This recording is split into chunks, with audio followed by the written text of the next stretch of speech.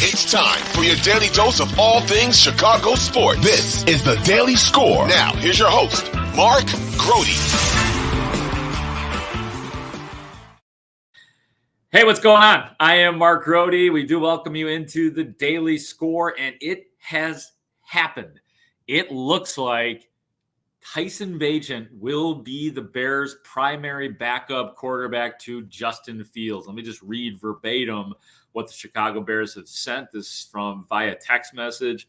Here's the exact verbiage that is used. The Chicago Bears have terminated the following vested veteran QB PJ Walker. So PJ Walker released by the Chicago Bears. The other news of the day, the Chicago Bears have waived the following player, offensive lineman Alex Leatherwood. And thirdly, the Chicago Bears have waived the following player with an injury designation. They call that waived/injured offensive lineman Gabe Haugh, Houy. If you were watching the preseason game on Saturday against Buffalo, which the Bears lost, Haugh was unfortunately had to be carted off the field, and pretty fitting that it was an offensive lineman. This is a guy that was not going to make the team or anything like that, but just considering all of the recent injuries and absences on the offensive line, I thought it was pretty symbolic to everything that is going on. But I want to say that this is like in the overall scheme of things, this is a shocker, but it's also not a shocker because PJ Walker simply has not played well. Now, he played decently in the game on Saturday. Probably his best performance yet, whether in training camp or in the two previous preseason games, but too little, too late, as we say. And I got to tell you, I was in the Bears locker room after the game on Saturday. I was part of a small group of reporters that was talking to PJ Walker, and I didn't report it. I didn't call it, but I definitely could tell that PJ Walker was on thin ice with the Chicago Bears, because listen to this. Listen to PJ Walker after the game. This was his tone. Have they been upfront with you and telling you that you're competing for the second string job at this point? Yeah, absolutely. I mean, I ain't no fool. I can read the room, you know what I'm saying? So, I know what it is, you know what I'm saying? So, at the end of the day, it's a business. And if you ain't performing, you ain't going to be able to play. So, for me, it's just go out there, perform at a high level, or you don't play. So, for me, that's what it is. I mean, and that was his tone throughout the whole thing. He's no fool, and he could read the room. That said everything to me. That said that he, obviously knew he was in a legitimate competition. And the more I listened to it, I think he knew going into that game that he was going to get waived. That considering that Tyson Bagent was the second quarterback up after Justin Fields, it was going to happen.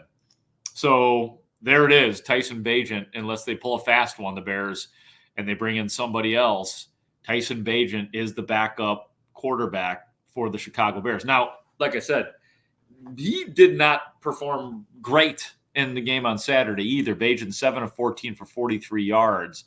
That included an 8-yard touchdown run.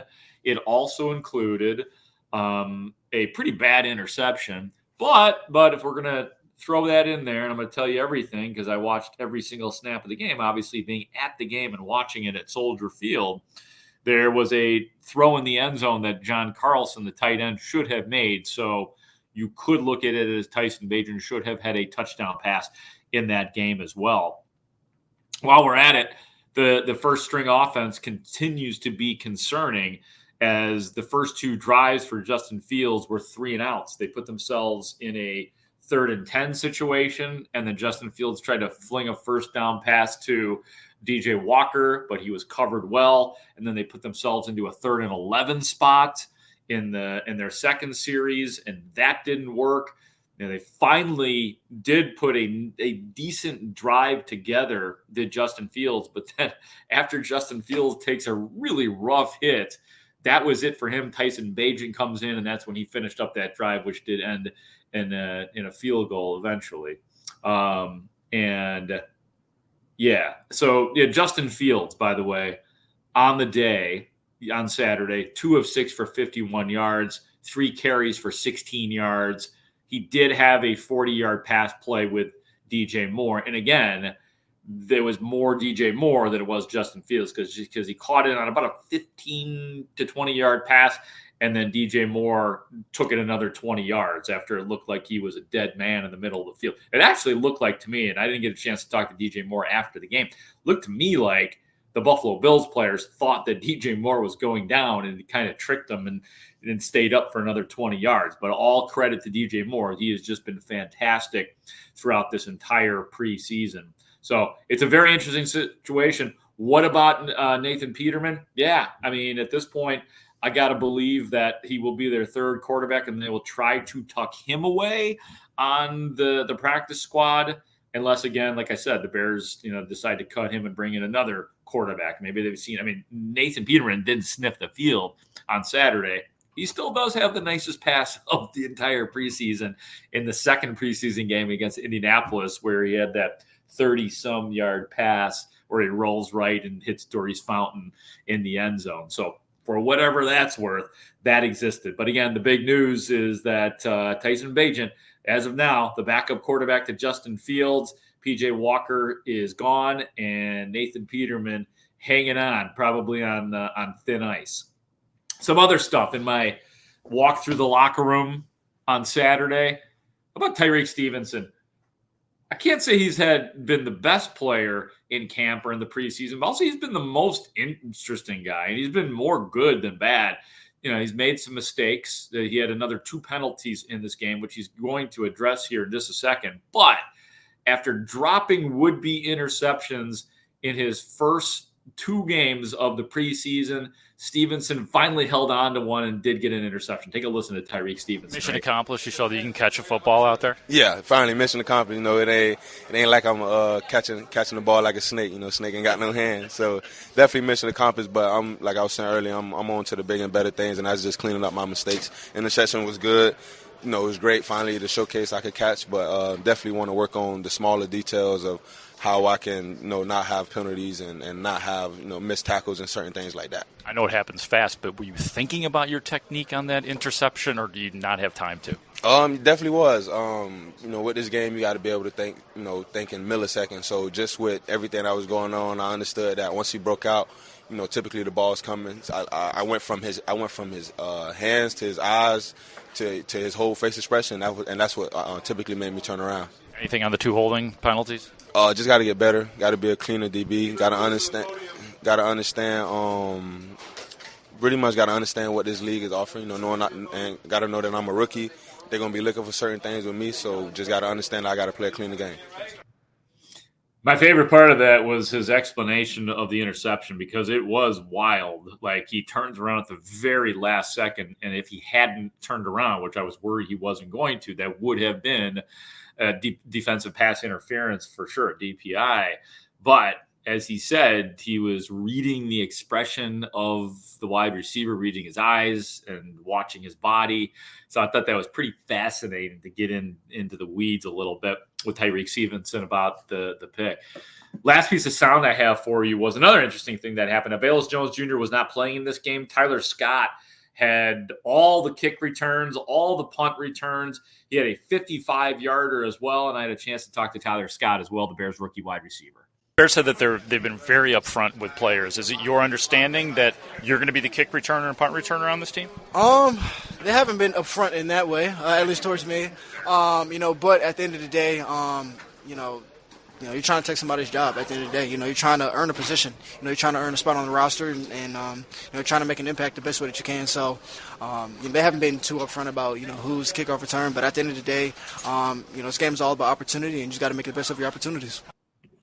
Good stuff there from Tyler Scott as well. So yeah, it was interesting. They said you still got to beat somebody out, and presumably that is Velus Jones. So it sounds to me like Velus Jones Jr. still very well could be the punt and kick returner for the Bears. We shall see. I think that would be a mistake. I said it over and over and over. I hope that Velus Jones Jr. is returning kicks. I hope that Velus Jones Jr. is not returning punts. I don't know why they would go back to that again. If there was some sort of incredible track record and they were just trying to get the yips out of him, then I'd say like that's okay. But this is the National Football League. I don't know why that they would tinker with something like that, considering what happened last year and considering what has happened already this year with the one muff punt that he had in a game. Something does not click for Velus Jones when it comes to the punt return, but we'll continue to track that for you. A couple other things. As we were standing outside of the Bears locker room to get in to talk to the players, out walks Tevin Jenkins in a walking boot on his right leg with a pronounced limp. Like this wasn't just sometimes you see the guys in the walking boot and they're walking just fine. It's an abundance of precaution. He was limping badly. No update on that yet, but I could just tell you what I saw with my own eyes. Probably about 5 minutes after that, the second-year offensive lineman, Doug Kramer, who you saw playing a lot of center in that game on Saturday, he comes out. He's got a white cast on his right wrist and hand. So we're going to need some answers on those guys. And it looked like the hard kind of cast as well. So that worries me a little bit for Doug Kramer and whether or not he makes this team as well. Good to see Tremaine Edmonds on the field playing. Yannick Ngakoue got into the game as well. The offensive line, as we expected, was from left to right. Braxton Jones at left tackle, Cody Whitehair left guard, Doug Kramer, while he lasted, was playing center. You had who else did you have? You had Larry Borum at right tackle and Shatari Carter at right guard. So that, man, we're going to see who gets healthy. We're going to see who stays on this team, and we're going to learn more, obviously, throughout this week. Last thing I'll say is, hey, credit to Ryan Poles and to Matt Eberflus. These moves that they made cost them money, with Alex Leatherwood and the cutting of Leatherwood and the cutting of PJ Walker. They are admitting that these were not the right guys that they brought in. So a ton of credit to Ryan Poles and to Matt Eberflus for not trying to force guys onto this roster that don't belong on this roster, even if it ends up costing them money. But the last thing I'll say, too, is stay tuned because it's going to be an interesting week. The Bears do have to have their roster down to 53 men by Tuesday. I promise you that will continue to trickle. So stay tuned right here to 670 The Score. You can see that you can, if you're watching on YouTube, you can follow me on Twitter at Mark Grote Sports. And I try to respond to people too when we interact. I don't mind it at all. I'm also on Facebook and I'm also on Instagram. I don't do as much business on those modes, but I do try to put the link up on both Facebook and Instagram as well. So I appreciate you guys listening. For our very tired and exhausted and Las Vegas filled executive producer Ray Diaz, I am Mark Grote, and I will talk to you soon on the Daily Score.